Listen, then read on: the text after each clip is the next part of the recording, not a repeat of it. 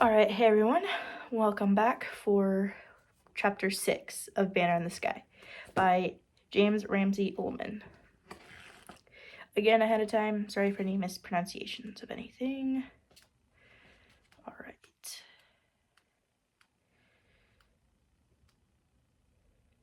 Here we go. Chapter 6. Master and Pupil. Give me 1 second. We're good. I added some extra lighting in the back. Alright. It rained for 3 days. Sun and mountains alike disappeared, and the valley of Kurtel was wrapped in a cloak of gray mist. On the morning of the second day, Captain Winter had asked Franz to meet him at the hotel. Climbing will be impossible for a while, he told him, so I am going on a short trip to Geneva. Then you will come back, sir? Yes, then I will come back. The Englishman paused, and his gray eyes studied the guide's face. And I don't have to tell you, do I? He asked. Why I'm coming back? Franz said nothing. We could do it, you and I, together. You're the best guide in the valley, Franz, and I'd rather do it with you than any man in the world. Franz was shaking his head slowly. All right, said Winter. You're still not convinced, and I'm not going to argue. Let's leave it this way. I'll be gone for only a few days. Think it over while I'm away. Decide what's really in your heart, and when I come back... The sound of a horn came from the coach in the square outside. Winter shook hands and made ready to leave. One other thing, he said, turning. About the boy. Don't be too hard on him. The boy is all right, said Franz gruffly. He is back where he belongs. Back where he belonged. Rudy scraped the dishes. He soaked them, scrubbed them, dried them, then stacked them and put them on the shelves. A few hours later, he did it all over again. And that evening, and the next morning, the rain beat against the kitchen windows. Mist filled the streets beyond, and he was glad of the mist and the rain because they shut out the mountains. He did not want to see the mountains, reminding him, mocking him, until his Uncle Franz had told no one of what had happened on the Wunderhorn. But whether from kindness or from family pride, Rudy didn't know. When his mother had asked how things had gone, Franz had merely shrugged and said, He is back all in one piece. Now he can return to his proper work. And the next day, she had told Rudy to take his axe, pack, and boots over to Franz's house.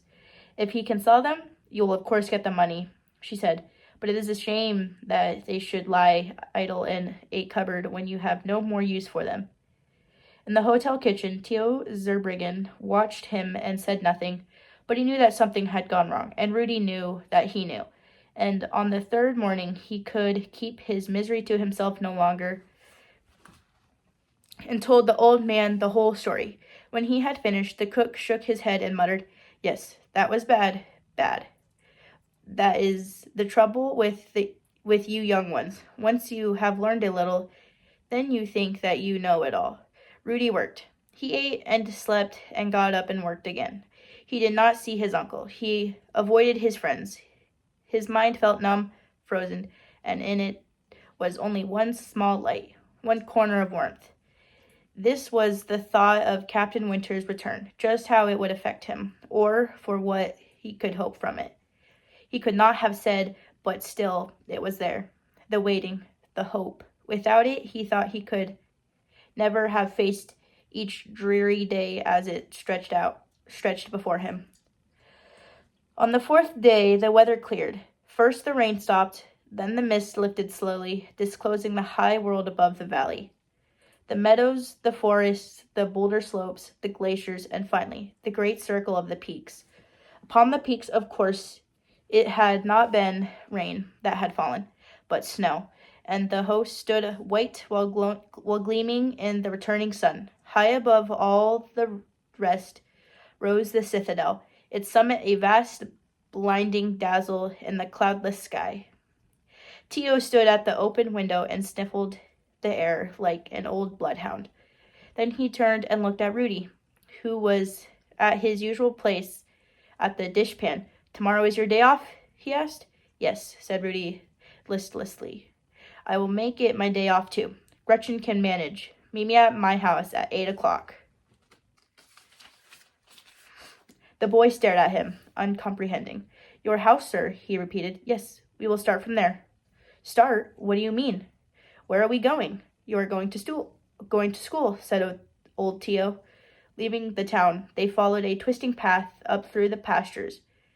It was not the path that led toward the Citadel and Wonderhorn, but another one. On the opposite side of the valley, old Tio went first, and, in spite of his limp, kept up a strong and steady pace, and in 2 hours they were out of the forest and on the boulder slope above.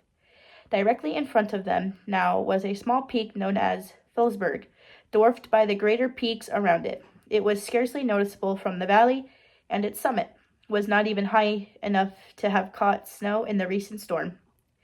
But though small, it was steep and rugged, and it was often used as a practice mountain by guides and visiting climbers. Well, said Tio, peering up at its crags, now we will see if you are a climber or a dishwasher. Skirting the base of the Phillipsburg, they came to the foot of a tall cliff, and Tio sat down on a boulder. All right, he said. To the top and back, please. I will watch. Yes, sir, said Rudy. For a few minutes, he studied the cliff, picking out his route. Then he started off. He did not, of course, have his fine new boots, and with smooth-soled shoes, he had to be extra careful. But he concentrated closely and made good progress. He did not hug the rock as an amateur would, but leaned well out from it, so that he could see what he was doing. He tested each hand and foothold before he trusted his weight to it, and made sure that, whenever possible, he had 3 sound points of support. After each section of climb, he paused and again studied the rocks above him, so that he would not, by haphazard climbing, get himself into some impossible position from which he could neither go on nor descend. Reaching the top of the cliff, he rested briefly. Then, with equal care and concentration, he climbed back down to where Tio was waiting. Was it all right? He asked. Yes, of course it was all right, said the cook. And how else would it be? On such a little thing, a cow could go all right with 3 legs. They moved to another point, and he had Rudy climb again. He had climbed a cliff face on slabs and a steep chimney on a knife-edged ridge. That was a little harder, he conceded, when the boy returned to him again. For that, it would take a 4-legged cow. They circled to another side of the peak, and Tio looked up at it. Can you do this one? He asked. Yes, I think so, said Rudy. All right, do it with this. Unslinging his pack from his shoulder, Tio emptied out the few things that were in it, and refilled it with heavy stones.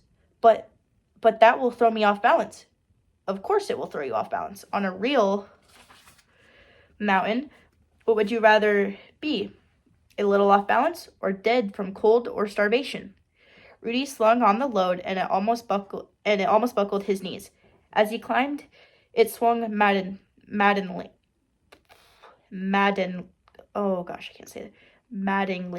from side to side. It caught on projections and got wedged into clefts.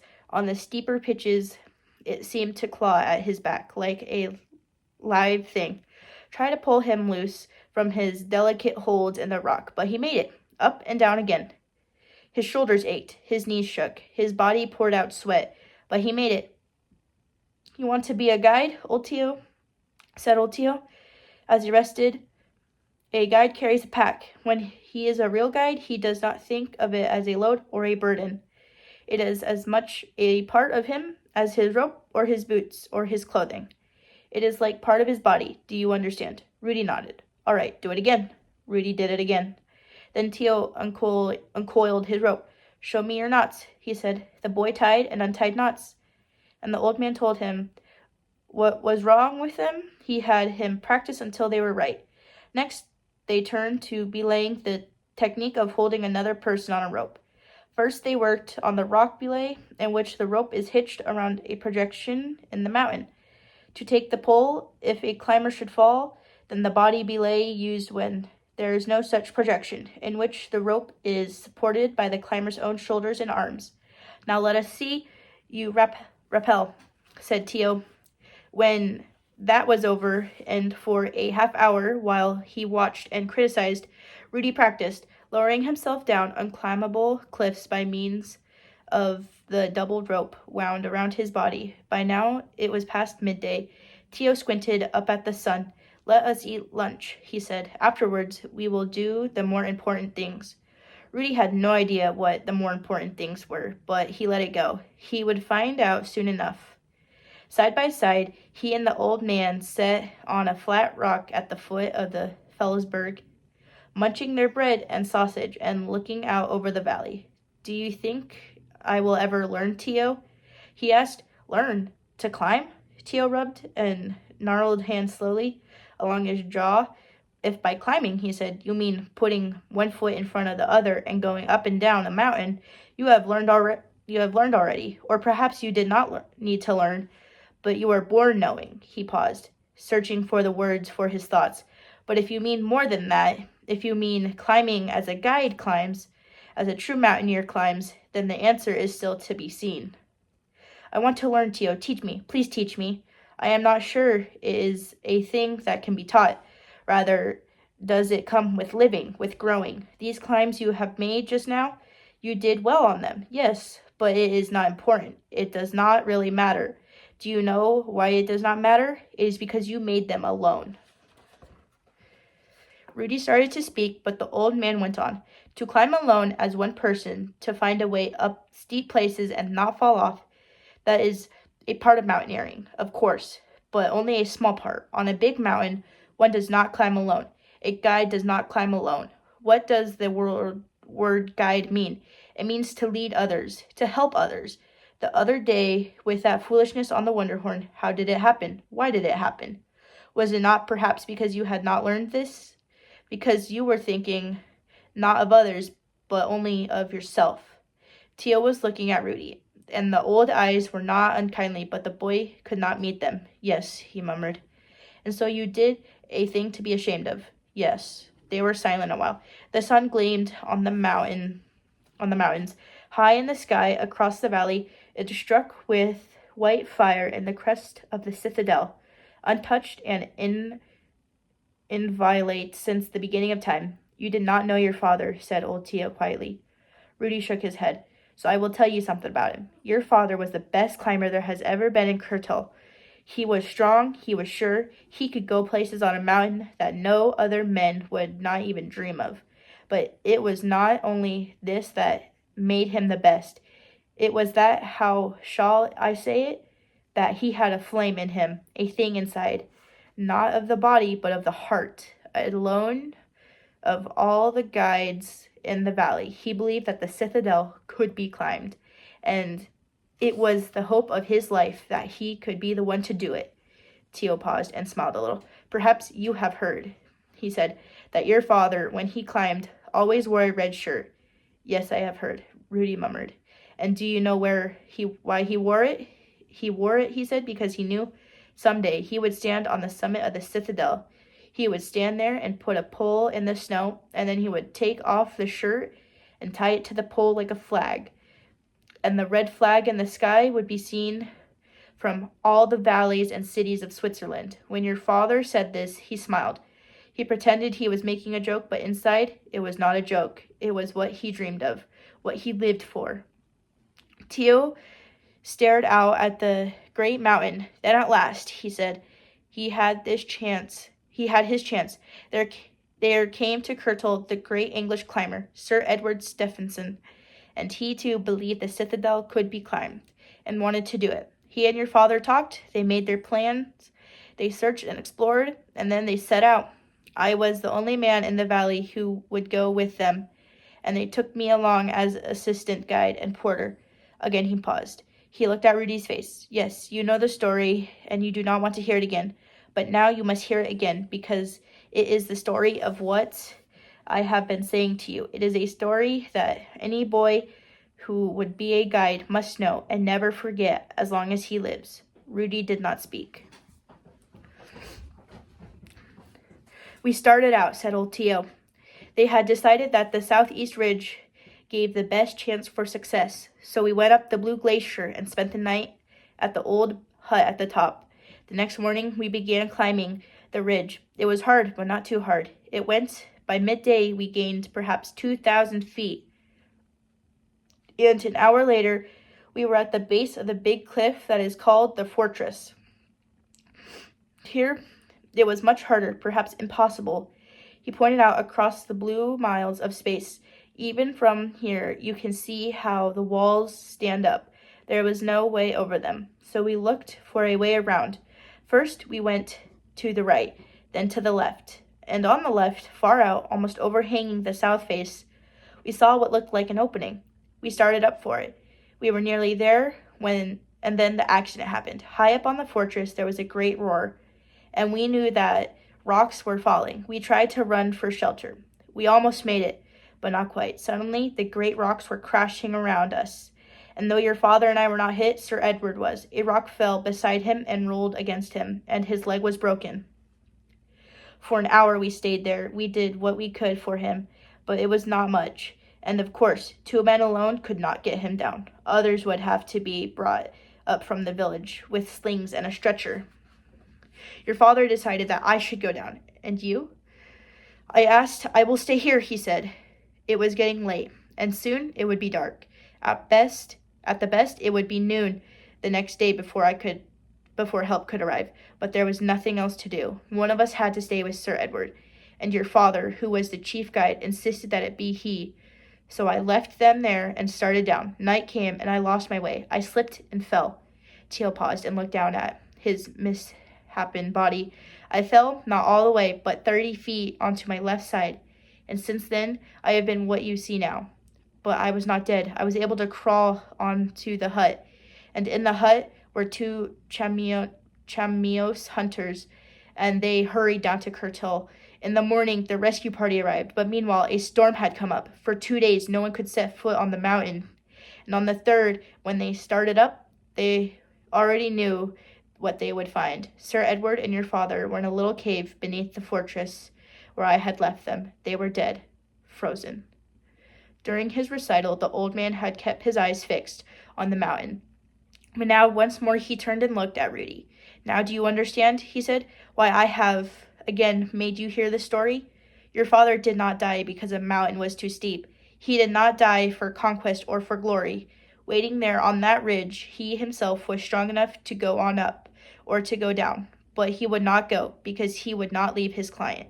He was thinking not of himself, but of another. His red shirt, the flag that was to fly from the top of the citadel. Do you know where they found it? On Sir Edward Stephenson, while he himself was freezing to death. Your father had taken it from his own back to try to keep another man warm. There was a long silence. Then Tio stood up. Well, it is getting late, he said, and there is still one more climb to be made. He picked up his rope and handed one end to Rudy. Then the boy's astonishment, he tied the other end around himself. You will climb too? Asked Rudy. Yes, I will climb too. Rudy looked up at the sheer cliffs rising above them, then back at Tio. He looked at the crippled leg, the hunched shoulder, the withered arm. But you cannot, he protested. I know I cannot, said the cook. Not alone, without help. But I will not be alone, and you will help me. Rudy stared at him. You will be my guide, said Tio. You mean you would trust yourself? To the son of Joseph Matt? Yes, of course I will trust myself. Seconds passed. Perhaps a minute. Man and boy stood motionless, facing each other. Then they turned and walked together to the base of the cliff. So up with you, said Tio. Rudy began climbing. He climbed watchfully and carefully, while Tio paid out the rope, and presently a call from above told him that it had almost reached its full length. When he came to a good stance, he turned and looked about him, and finding a sound knob of rock, he passed the rope around it for a belay. All right, come on, he called, and Tio came. Rudy pulled the rope in smoothly and firmly around the rock. His body tensed for any pull or jerk, but there was none. The old man climbed slowly, very slowly. But he did not slip or stumble, and in a few minutes he was standing beside the boy on the ledge. They went on to climb the next pitch, and the next. Each time Rudy went first, climbing as far as the rope would let him, and then stopped and secured it, while Tio came after. Sometimes the belay was around rock, sometimes when no rock was available around Rudy's own body, but still Tio made no use of the support. Peering down at him from his perches, the boy marveled at how he maneuvered his crippled body on the delicate hand and footholds, keeping his strong side always in toward the rock face, turning his handicapped into assets, moving always at a strange lopsided angle in order the better to keep his balance. And when he came up beside Rudy, it was only to nod and say, "All right, go on." By now, they were high on the cliff, and the going grew harder. Rudy had to climb one stretch, first by jamming an elbow and knee into a crevice in the rock, then by reaching up with his free hand, pulling himself onto a ledge above. Here, there was no rock projection, and he used the body belay, bracing himself as best he could. There will be trouble this time, he thought, and there was. Tio got his good elbow and knee into the crevice, and somehow managed to hoist himself up. But when it came to grasping the rim of the ledge, his crippled arm could not make it.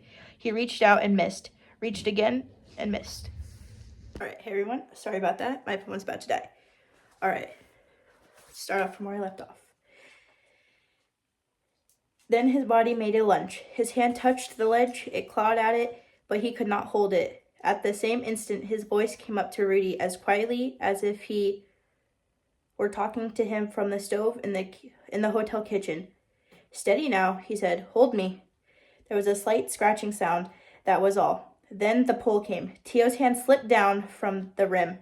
His elbow and knee lost their hold in the crevice, and he dangled free against the mountainside. The rope bit into Rudy's body like a circular knife. It would cut through him, he thought, but it did not cut through him, nor did it pull him from the ledge. Braced and straining, he held fast. Then he pulled. He pulled in a foot of rope and hitched it around him. Pulled again, hitched again, and again. He could hear Tio's feet scraping for support on the wall below. His hand reappeared on the rim, and then his other hand. The good hand Rudy pulled and hitched. And then, suddenly, it was over. The straining and one bite and tearing pressure were gone, and Tio crawled up onto the ledge beside him. "That was not bad, boy," the old man said to him. "For a young lasboo, not bad at all." Twice more he slipped before they reached the top of the Felsberg, and 3 times on the way down. But each time, Rudy held him, and each time, though he sweated and strained, the shock and the fear were less. Where did he come off to be afraid, he thought grimly. When old Tio, struggling and dangling below, he trusted his life to him without a murmur. At the bottom, they untied themselves from the rope. Tio coiled it carefully and stowed it in his back. "Not bad," he said again, and that was all he said. But on the way down through the forest, Rudy's heart sang like the birds in the berry bushes. He had done all right, he thought. Over and over, he had learned to climb as a guide climbs, and atoned for the disgrace of the Wonderhorn. He had done all right, and things would be all right. Tio would tell his uncle, and himself would tell him, plead with him, show him what he could do now. And when Captain Winter came back, his mind raced forward. Yes, when Captain came back, that was when everything would really change. The captain was on his side. He would persuade his uncle, convince his uncle. And then the boy raised his eyes. He held them, fixed and shining on the great shape that filled the sky on the far side of the valley. Yes, he thought exultantly. When Captain Winter came, then they were in the town, in the streets, back at last in the hotel kitchen. As he was tying on his apron, Gretchen, the waitress, came in from the dining room. "There was a gentleman here looking for you," she said in a bored voice. "He looked like an Englishman. He said he wanted to tell you goodbye." "Goodbye?" Rudy's voice was a whisper. "He said he had come back here this morning, but was leaving again on the afternoon coach. There was something about talking to your uncle. I don't know. Anyhow, he left." Left Kurtel? You mean for good? Gretchen took a stack of dishes from a shelf and yawned. That's right, she said, for good. And that is the end of chapter 6. Thank you for joining me. I'll see you back here for chapter 7. Have a good day.